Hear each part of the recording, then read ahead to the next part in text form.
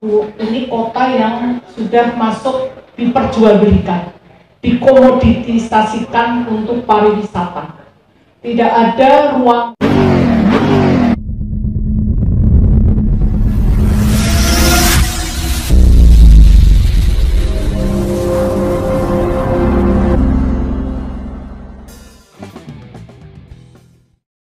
Dan gerakan mencari dalam gerakan mencari keadilan di dalam konteks buku memburu keadilan ini, gitu.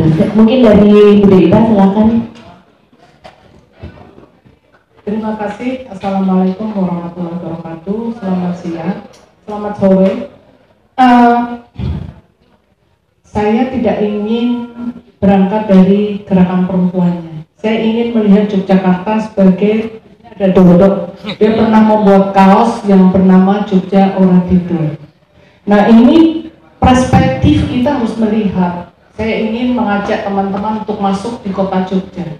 Kota Jogja ini sudah, kalau saya katakan adalah ini kota yang sudah masuk diperjualbelikan, dikomoditisasikan untuk pariwisata.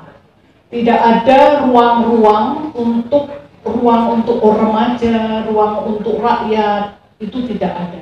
Jadi perspektif dari urban planning, perencanaan kota Jogja ini adalah perencanaan yang dibuat untuk memberikan kenyamanan kelas menengah atas dengan lewat pariwisata. Dan semuanya dikomoditisasikan, komoditi, semuanya diperjualbelikan. Mulai dari tanah, hotel, semua, bahkan rakyat pun akan dikomoditikan, ya. Jadi ini perspektif dari sebuah alur kapitalisme besar yang sekarang sedang berjalan semakin cepat. Apalagi nanti sebentar lagi akan ada yang namanya jalan tol, highway. Begitu jalan tol highway masuk, begitu investasi akan masuk secara cepat. Dan Yogyakarta akan kehilangan esensi dari kota, dan yang namanya kebudayaan sudah menjadi komoditi, semua akan dikomoditikan. Nah, begitu juga dengan yang namanya rakyat. Pariwisata itu harus diberi pemandangan yang indah-indah. Tidak ada yang namanya orang di jalan, nanti pengemis dipinggirkan. Kemudian anak muda yang kelitih itu bukan sesuatu yang kriminal, Bu. Ini dampak dari satu bentuk kapitalisme baru, industri pariwisata, dan remaja tidak diberi ruang-ruang, ya. Pendidikan juga nantinya arahnya adalah pendidikan yang satu arah saja. Tidak ada dialog, tidak ada ruang budaya, tidak ada ruang ekspresi dari rakyat, ini tidak ada. Jadi ini yang harus kita pahami. Kepolisian, semua birokrat, semuanya adalah nanti diarahkan untuk pariwisata, ya. Jadi Jogja ini akan menjadi kota pariwisata. Rakyat itu adalah yang kesekian dalam kelas semuanya, ya. Jadi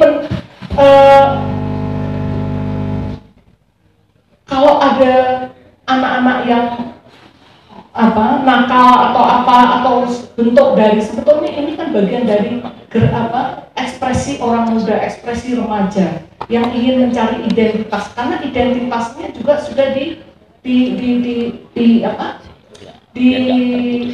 diberi ruang. Nah, ini yang menurut saya yang harus mulai direbut, atau rakyat atau orang muda harus merebut kembali kota Jogja. Kalau dulu Dodo ini bikin Jogja Ora Didol. Jogja Ora Didol ini yang ini diperjualkan menjadi komoditi pariwisata, Bu, ya. Nah, saya mau sekarang menuju, ini bagian dari latar belakang. Kenapa sih Jogja ini seperti ini, begitu ya. Kebetulan saya tinggal di tengah-tengah kampung, yang tetangga kanan kiri saya dituduh sebagai kelitih. Padahal mereka anak-anak biasa, ya biasalah anak remaja. Nakalnya anak remaja itu kayak apa toh? Itu biasa, tapi dituduh kelitih, ya. Dan ketika saya coba, karena betul-betul kampung di tengah kota, dan ketika saya tanya, kelitih kok, lo mau menggoda kok, Bu? tak godani baik, dan itu bagian dari ekspresi orang muda menggoda, mengejek. Tapi bagaimana kita harus menjawab itu ya? Ini yang tidak dipikirkan bagi kita atau ini kota ini, karena kota ini akan terus menerus akan diarahkan dijual menjadi kota wisata.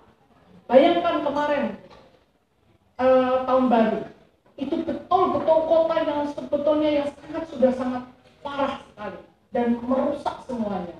Nah, itu berdampak pada kampung, ya, berdampak pada kampung. Inilah yang harusnya menjadi problem sosial kita, dan ini bukan problem sosial, ini problem politik untuk kita semua.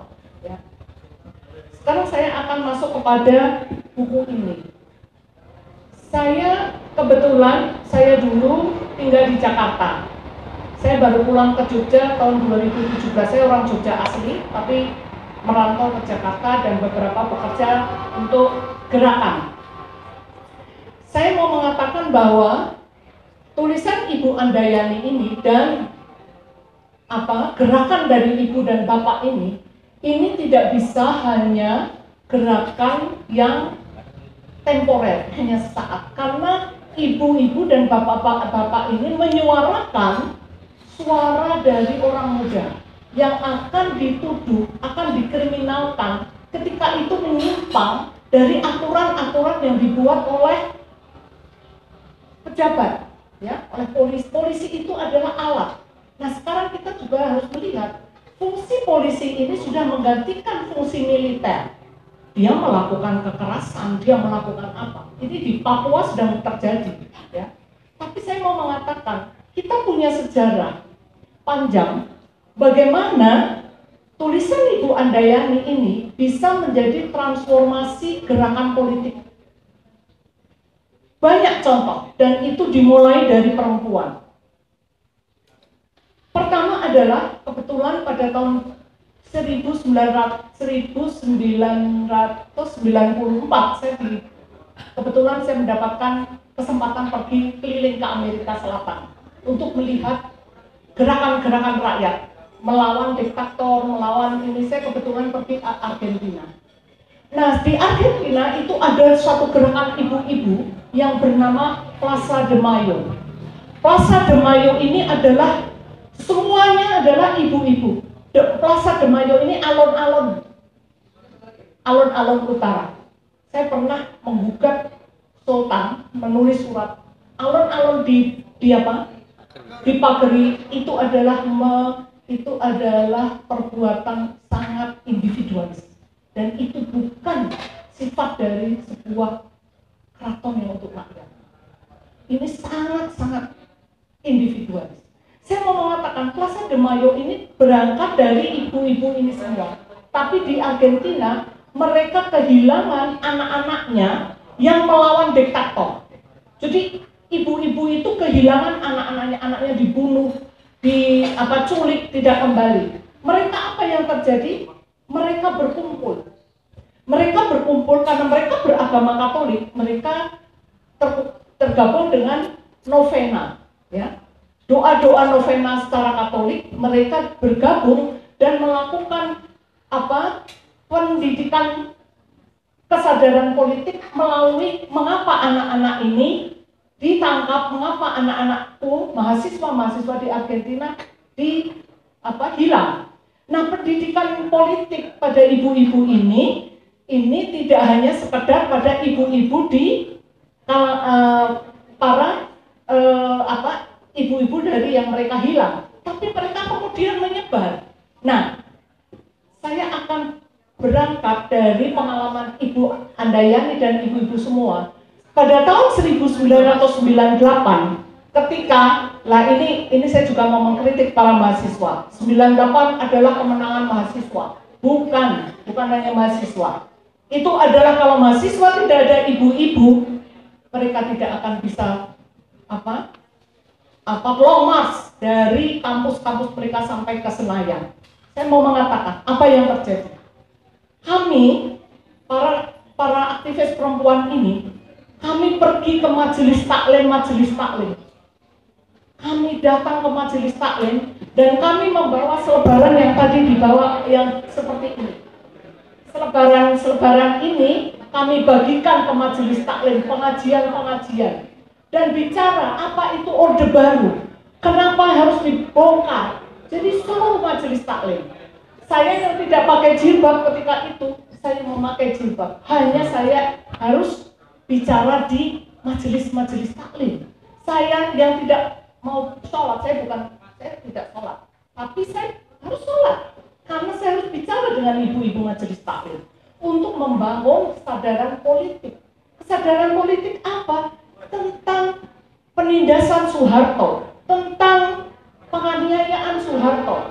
Jadi sebetulnya bukunya Ibu Andayani ini bisa menjadi alat transformasi dari pengetahuan Ibu Andayani untuk dibagikan kepada ibu-ibu pengajian, ibu-ibu novena gereja, ibu-ibu yang PKK, ibu-ibu arisan. Jadi pengetahuan Ibu Andayani, karena orang akan orang akan melihat kliniki pancen ganggu. Tidak, karena Ibu Andayani mengatakan anakku bias klinik anakku bukan klinik. Nah, pengetahuan bahwa anakku bukan klinik, anakku anak biasa, ini yang harus disuarakan sama ibu-ibu. Kita ada contoh namanya Ibu Sumarsih. Kemudian yang namanya Gerakan Kamisan. Ibu Sumarsih dari apa? Dari kematian anaknya yang bernama si Wawan. Wawan itu meninggal di pangkuan saya di Universitas Atmajaya pada 13 November 1998. Ketika dia ditembak, diseret masuk, saya sedang membawa ini amalan saya kampung di sini saya. Dan saya masih ingat Wawan itu masuk di sini memakai baju namanya Hawaiian Island, dan kami bawa itu dengan tembakan ke rumah sakit RSCM. Dan saya bersama satu romo melihat otopsi dia, itu pada tahun 1998. Nah, dari Ibu Sumarsih seorang ibu, kemudian menjadi gerakan Kamisan di seluruh Indonesia. Ini yang penting, ini yang harus dipelajari oleh ibu-ibu. Bagaimana mentransformasi pengetahuan ibu-ibu, membangun kesadaran ibu-ibu yang berjumlah dan bapak berapa 8 orang, menjadi kesadaran sosial, menjadi kesadaran semua orang. Ayo kita membantu Ibu Andayani, membantu ini. Ibu mau kemana? Nah, ini juga saya lakukan pada tahun 98. Mahasiswa bergerak, itu seluruh ibu-ibu, saya masih ingat, kita dari lewat UKI Cawang masuk itu, di pinggir jalan ibu-ibu sudah bawa belum ada aqua botol, belum ada air putih di plastik, nasi, semuanya sudah di pinggir jalan, sudah siap dengan gerakan mahasiswa. Tapi itu tidak pernah ditulis oleh mahasiswa, ya. Ini kurang ajar. Ini kurang ajar sekali. Selalu bilangnya mahasiswa bukan skripsi, Mbak. Selalu kalau 98 itu mahasiswa. Kalau nggak ada ibu-ibu kampung, mereka tidak akan berhasil. Jadi saya mengatakan bahwa buku ini kalau menjadi buku sebaiknya dipecah-pecah. Bikinlah seperti ini. Siapa anak saya? Kenapa anak saya ditangkap? Di mana anak saya? Ini menjadi pengetahuan publik, menjadi kesadaran publik. Dan ini semua orang akan bicara. Semua orang akan bicara. PKK, arisan, majelis taklim, semua dimasukin. Bicara. Ini anak saya. Anak saya bukan kritik. Anak saya diperlakukan seperti ini.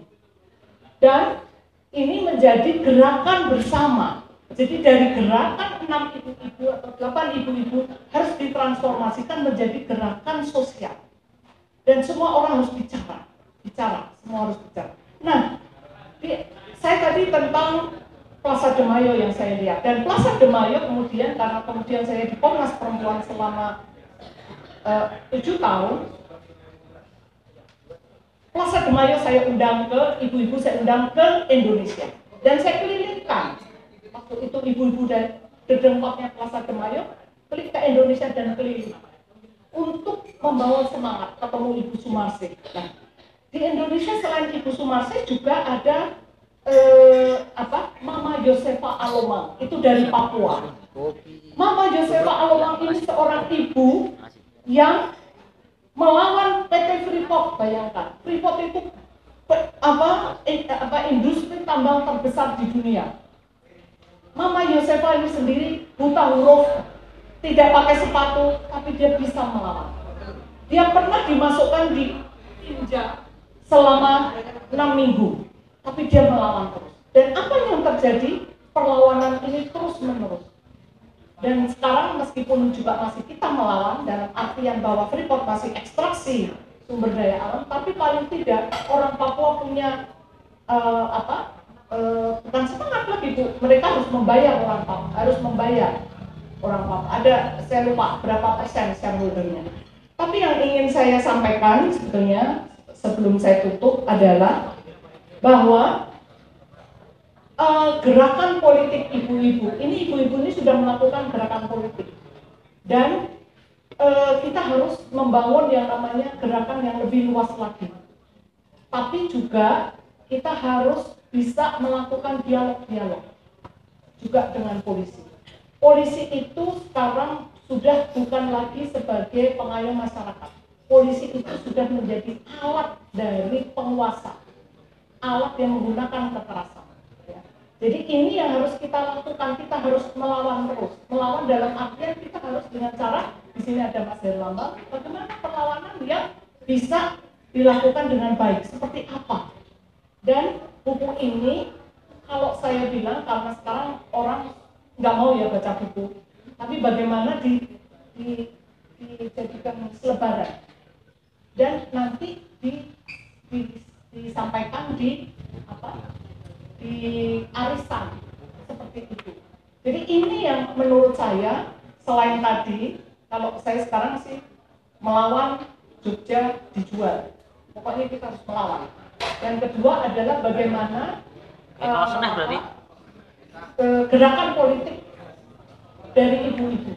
Karena sebetulnya ibu-ibu sendiri sebetulnya di kampung-kampung itu juga mereka melawan karena persoalan misalnya persoalan bansos, ya. Banyak persoalan yang bansos yang tidak adil, ketidakadilan, mereka menjadi korban dari tidak hanya salah tangkap, tetapi juga misalnya tiba-tiba jam kesmasnya dipotong, ya.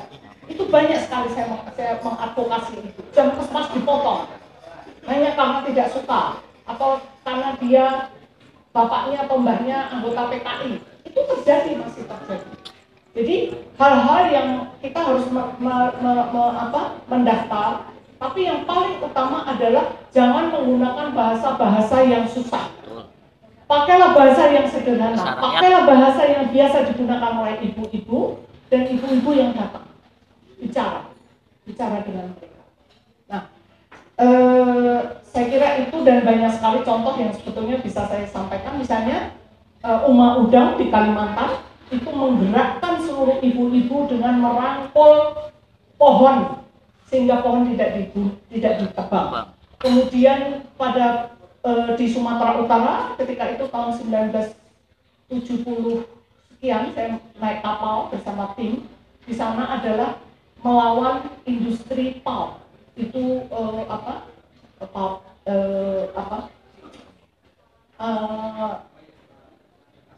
kertas. Itu kami ke sana. Apa yang terjadi ibu-ibunya? Ibu-ibu telanjang melawan bulldozer itu dan mereka bisa menang. Ya. Nah, kemudian saya masih ingat tahun 98 waktu kita melawan Wiranto yang datang ke tempat di Menko Polhukam waktu itu Wiranto, itu adalah semua perempuan. Ya. Semua perempuan dan itu kita semua memakai baju putih-putih. Dan apa yang terjadi? Kita duduk di kantornya Wiranto itu 3 hari 3 malam. Dan itu semua perempuan. Nah, jadi simbolisme itu masih bisa digunakan dan biasanya perempuan menggunakan itu. Ya.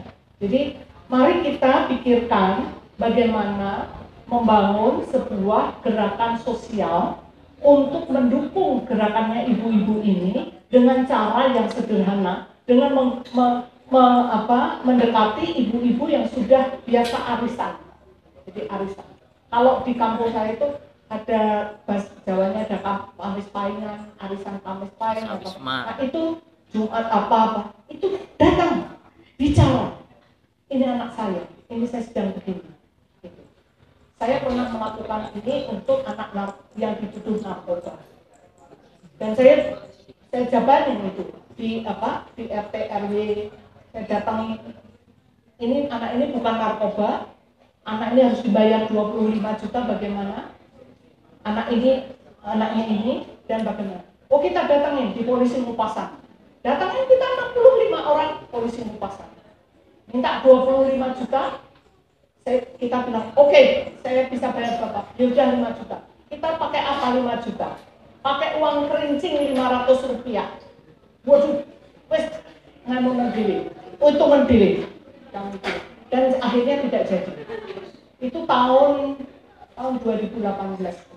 Jadi ada banyak cara kita melawan, ya. Dan itu cara-cara itu kita bisa sepakati, didiskusikan. Seperti itu.